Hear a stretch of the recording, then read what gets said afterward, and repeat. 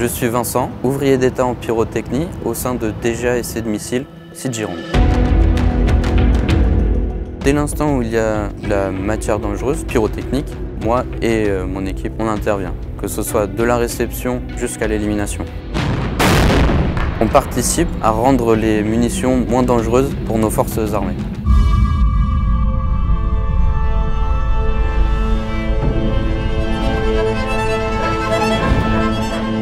Dans une zone de guerre, les engins inflammables, explosifs, munitions ou missiles sont exposés à des conditions extrêmes. Leur manipulation et leur stockage représentent alors un danger potentiel majeur. Comprendre et cartographier leur comportement et leurs réactions dans tous les cas de figure imaginables est l'une des missions de DGA Essais de Missiles. Là, on a une roquette de 68 mm qui nous a été demandé de tester sa résistance à l'impact d'un éclat léger. L'objectif, c'est de lancer un éclat qui fait 18,6 grammes et de le lancer à 1830 mètres secondes. C'est pour simuler un éclat que la munition pourrait rencontrer. On s'assure que nos forces ne risquent rien s'il y a une agression en temps de guerre. Le but de cet essai, c'est d'atteindre le milieu du chargement militaire de la roquette, tout ce qui est autoguidage, la charge militaire, donc c'est là où se trouve l'explos, et toute la partie propulsive et inerte, et de voir sa réaction. Il n'y a rien qui est laissé au hasard, tout est anticipé, prévu. Donc là, on va parler de l'élimination de la charge militaire de la roquette. Tout commence par un briefing et le traitement de toutes les hypothèses des réactions possibles. Donc je rappelle les consignes, interdiction portable, interdiction de fumée, on reste en zone pyrotechnique.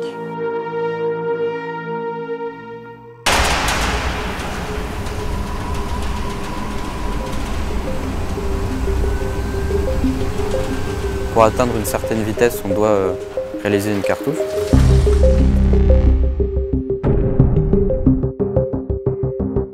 On passe à la réception, la préparation de la cartouche et du spécimen.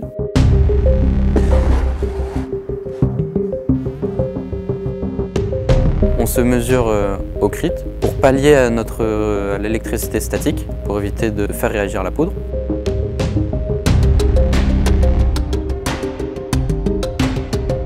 On se relie à la terre avec le bracelet et on charge la quantité demandée pour l'essai. Donc là, c'est 1830 mètres secondes visée.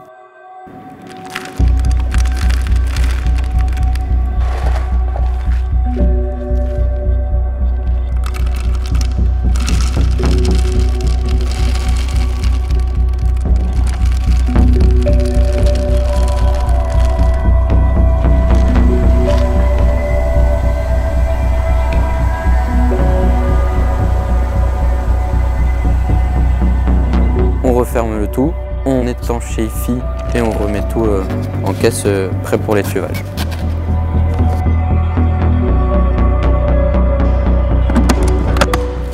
Je construis ni plus ni moins une douille parce qu'on peut pas l'acheter sur le marché.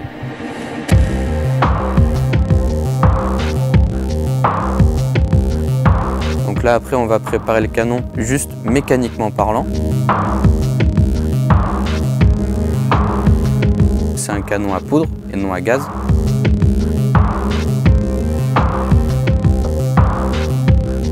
Et après, on attend le feu vert du responsable d'essai pour commencer les opérations pyro, qu'il ne pourra me donner que si je suis le dernier au banc. Donc à partir de ce moment-là, je prends la cartouche, je l'insère dans la chambre de combustion, dans la culasse. J'insère toute ma chaîne pyrotechnique pour pouvoir réaliser la mise à feu. Je ferme la culasse du canon.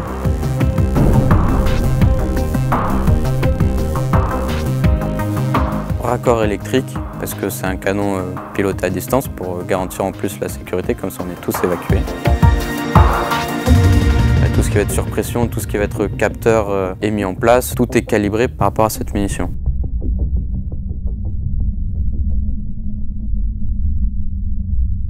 Je rends compte au responsable que j'ai bien toutes mes opérations pyro sont terminées. J'évacue le banc. Cellule de banc, j'ai terminé de préparer le canon. J'attends ton feu vert pour commencer les opérations pyro. Pendant le tir, on évacue tous au poste de conduite de tir, où tous les corps de métier sont assemblés. Celui qui contrôle le poste de conduite de tir, c'est lui qui rassemble tous les corps de métier, qui vérifie bien qu'il a bien le retour sur toutes les mesures, que toutes les vidéos fonctionnent, que tout est opérationnel. Dans de cellules, tout le monde est rentré, vert pour commencer les opérations Pyro. Ok, bien reçu. Et là, tout est prêt pour aller au tir. Affaire 09G 0550, -30, départ des acquisitions mesures. Le superviseur et les racks sont en acquisition. -20, commande du BAM, le BAM est armé. -10, validation des armements. -5, 4, 3, 2, 1, top mass.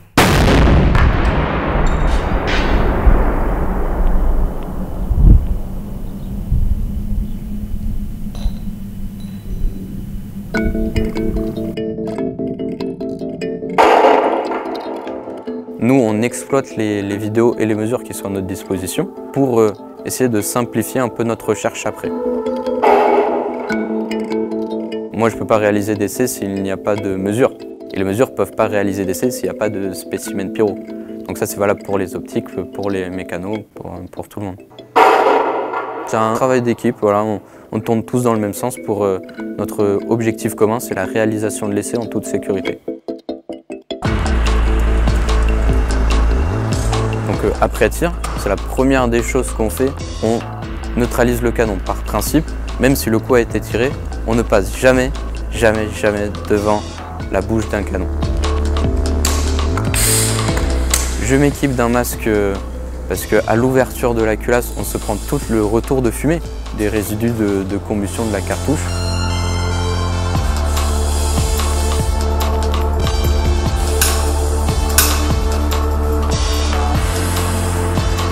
Le canon est entièrement ouvert des deux parties. Là, c'est sécurisé et là, je peux passer vraiment à l'identification des éléments. On refait la scène de crime, on place des panneaux, on identifie les éléments, ni plus ni moins. C'est pour classer la munition. Là, après, c'est l'expert pyro qui définit ça. En fait, il n'y a pas de stress, surtout pas, parce qu'à partir de là, ça deviendrait même dangereux. Comme on n'est que sur des choses maîtrisées et connues, mais il n'y a pas de place au stress ni au doute. Je ne suis pas pyromane non plus, je n'ai pas de délire avec le feu.